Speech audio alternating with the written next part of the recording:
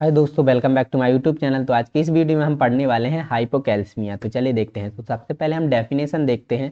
तो देखिए क्या होता है, the absence of enough calcium in blood is known as hypocalcaemia. मतलब कि हमारे ब्लड में कैल्शियम इनफ नहीं है, जितना होना चाहिए उसकी मात्रा उतनी नहीं है, तो उस कंडीशन में हम हाइपोकैल्सीमिया बोलते हैं। ठीक है।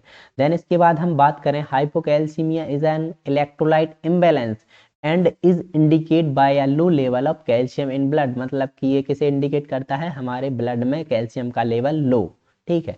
देन इसके बाद हम बात करते हैं कि नॉर्मल लेवल कैल्शियम की बोला जाए तो 8.5 टू 10.2 मिलीग्राम पर डेसीलीटर पाया जाता है हमारी बॉडी में, हमारे ब्लड में। देन इसके बाद हम एटियोलॉजी की बात करें, कॉजेज की बात करें कि किस कारण से देखने को मिलता है हाइपोकैल्सीमिया, तो इसमें है क्रॉनिक किडनी डिसीज। अगर आपकी किडनी प्रॉपर तरीके से वेस्ट को एक्सक्री आउट नहीं करती है, प्रॉपर तरीके से वर्क नहीं करती है, नेफ्रॉन में कोई प्रॉब्लम है, तो उस कंडीशन में भी क्या हो सकता है, हाइपोकैल्सीमिया देखने को मिल सकता है। देन इसके बाद है decrease dietary intake of calcium. अगर आप अपनी डाइट में कैल्शियम की मात्रा डिक्रीज करते हैं, कम खाते हैं कैल्शियम को, कैल्शियम के जो सोर्सेस होते हैं जिसमें कैल्शियम पाया जाता है वो डाइट कम लेते हैं, तो उस कंडीशन में हमें देखने को मिल सकता है। देन इसकी बात कर रहे हैं ईटिंग डिसऑर्डर। अगर आप खान पान को अच्छी तरह से मैनेज करके नहीं चलते हैं, ध्यान नहीं देते हैं, तो उस कंडीशन में भी हमें हो सकता है कि इलेक्ट्रोलाइट इम्बैलेंस देखने को मिल सकते हैं। ठीक है।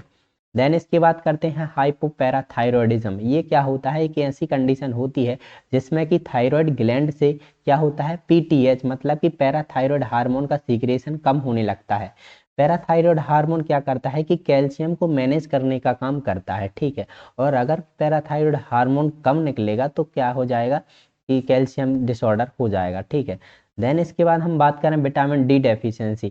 अगर अपनी डाइट में विटामिन डी की डेफिशिएंसी करते हैं, कम लेते हैं विटामिन डी को, तो भी हमें देखने को मिल सकता है ये।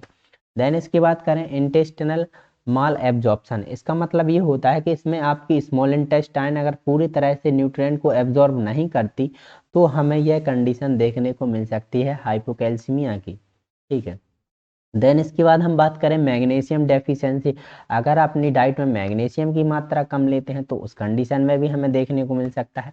Then acute pancreatitic. Acute pancreatitic मतलब ये होता है कि ये क्या है कि हमारे पैंक्रियाज में क्या हो जाता है, इन्फ्लामेशन अगर है, हमारा पैंक्रियाज में इन्फ्लामेशन है, स्वेलिंग है, तो उस कंडीशन में भी क्या हो सकता है कि हमें ये इलेक्ट्रोलाइट इम्बैलेंस ये देखने को मिल सकता है, क्या, हाइपोकैल्सीमिया।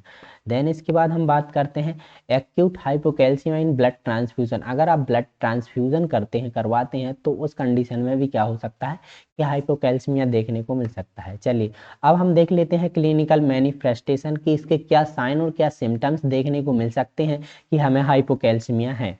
तो इसमें फर्स्ट है हमारा ट्रिंगलिंग एंड नंबनेस। इसका मतलब ये होता है कि हाथ में, हाथ पैर होते हैं ना, तो उसमें क्या होता है, झुंझुनी टाइप की देखने को मिलती है। ठीक है। देन इसके बाद हम बात करें मसल्स क्रैम्प एंड स्पाज्म की, तो इसमें क्या होता है कि जो हमारी मांसपेशियां होती हैं, मसल्स होती हैं, उसमें क्या होता है कि ऐंठन टाइप की होने लगती है। ठीक है। देन इसके बाद हम बात करें इरिटेबिलिटी। इरिटेबिलिटी बोलें तो चिड़चिड़ापन, किसी चीज़ में मन ना लगना, एकदम उदास से रहना, कोई चिड़चिड़ापन सा महसूस होने लगता है। ठीक है। देन इसके बाद हम बात करें कार्डियक अरेथमिया। कार्डियक अरेथमिया का मतलब होता है हार्ट की अनियमितता, मतलब कि हार्ट का प्रॉपर तरीके से वर्क ना करना, हार्ट बीट इम्प्रॉपर मतलब कि इम्बैलेंस हो जाना, उस कंडीशन को कार्डियक अरेथमियास बोला जा सकता है। ठीक है। देन इसके बाद करें इम्पेयर्ड क्लॉटिंग टाइम। क्या होता है कि जो क्लॉट का एक पर्मुलर टाइम होता है कि इतने टाइम में ब्लड क्लॉट होता है, लेकिन अगर आपकी ब्लड में कैल्शियम की मात्रा कमी होती है, क्योंकि कैल्शियम ब्लड क्लॉटिंग में हेल्प करता है, अगर उसकी कमी होती है तो ये इम्पेयर कर देता है, मतलब वो जो क्लॉटिंग टाइम है वो बिगड़ जाता है। ठीक है। देन इसके बाद हम बात करें ड्राई स्किन है हेयर, जो हेयर है, स्किन है, वो क्या होने लगती है, ड्राई होने लगती है। देन बर्टिल नेल्स, इसमें क्या होता है, नाखून खराब हो जाते हैं, कमजोर हो जाते हैं। देन क्या है, कैटराइस्ट, ये है कैटारैक्ट्स। ये इसमें ये होता है कैटरैक्ट में कि ये एक ऐसी कंडीशन है, इसे हम क्या बोलते हैं, मोतियाबिंद बोलते हैं। मोतियाबिंद मतलब कि आंखों से धुंधलापन दिखाई देना, मतलब आंखों में से सही दिखाई ना देना, धुंधला धुंधला सा दिखाई देना, उसे हम बोलते हैं कैटरैक्ट। ठीक है। देन इसके बाद हम बात करते हैं मेंटल स्टेटस चेंजेस, जो हमारी मानसिक गतिविधि होती है उसमें भी चेंजेस हमें देखने को मिल सकती हैं। ठीक है, तो ये इतने साइन एंड सिम्टम्स होते हैं जिससे हमें ये पता चल सकता है कि आपके ब्लड में कैल्शियम की मात्रा कमी है, तो आप उन्हें इंक्रीज करने की कोशिश कर सकते हैं। ठीक है। देन इसके बाद कार्डियक एबनॉर्मेलिटी, मतलब कि हार्ट से संबंधित, हार्ट का एबनॉर्मल तरीके से बीट करना, ये भी इसमें है। देन इसके बाद हम डायग्नोस्टिक एवेल्युएशन की बात करते हैं कि हम कैसे पता कर सकते हैं कि किसी व्यक्ति को हाइपोकैल्सीमिया है, कैल्शियम की कमी है। तो सबसे पहले हम हिस्ट्री कलेक्शन करेंगे पेशेंट की, जैसे है कि उसे प्रीवियस में कौन सी डिसीज है, कोई डिसीज तो नहीं है। ठीक है। और देन उसके बाद हम क्या करेंगे, फिजिकल एग्जामिनेशन करेंगे पूरा हेड टू टो। देन उसके बाद क्या करेंगे, ब्लड टेस्ट करवाएंगे। ब्लड टेस्ट के बाद हम क्या करेंगे, मैग्नीशियम लेवल भी चेक करेंगे। ठीक है। देन रीनल फंक्शन टेस्ट करेंगे कि जो किडनी फंक्शन है वो प्रॉपर तरीके से वर्क करती है नहीं करती है, उसमें कोई प्रॉब्लम तो नहीं है। हम ईसीजी भी कर सकते हैं। And then bone density testing भी हम कर सकते हैं। ठीक है, तो इन ये टेस्टों की वजह से हमें ये पता चल सकता है कि पेशेंट को हाइपोकैल्सीमिया है। चलिए अब हम मैनेजमेंट की बात करते हैं कि जो मैनेजमेंट है वो हम कैसे ठीक कर सकते हैं, हाइपोकैल्शियम को हम ठीक कैसे कर सकते हैं। चलिए तो देखते हैं। तो इसमें क्या करेंगे, ट्रीटमेंट में include oral intravenous calcium along with addressing any vitamin D deficiency, मतलब कि ट्रीटमेंट में आप विटामिन डी की कमी को दूर करने के साथ साथ मौखिक मौखिक मतलब कि माउथ से या इंट्रावीनसली भी आप शामिल कर सकते हैं। आप इंट्रावीनसली क्या कर सकते हैं, कैल्शियम को दे सकते हैं। ठीक है, ओरल के साथ साथ। ठीक है। देन इसके बाद हम बात करते हैं intravenous calcium gluconate work better for muscles cramp और नर्व फंक्शन।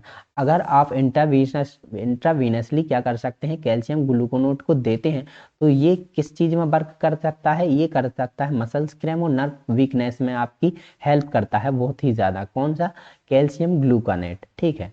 देन इसके बाद हम बात करते हैं the calcium carbonate is use in initial state of hypocalcaemia, मतलब कि कैल्शियम कार्बोनेट का उपयोग आप हाइपोकैल्सीमिया के फर्स्ट स्टेज में कर सकते हैं। जैसे कि हाइपोकैल्शियम की हमें फर्स्ट स्टेज दिखती है कि हाइपोकैल्सीमिया है, पेशेंट को कैल्शियम की कमी है, तो आप कैल्शियम ग्लूकोनेट का यूज़ कर सकते हैं। ठीक है।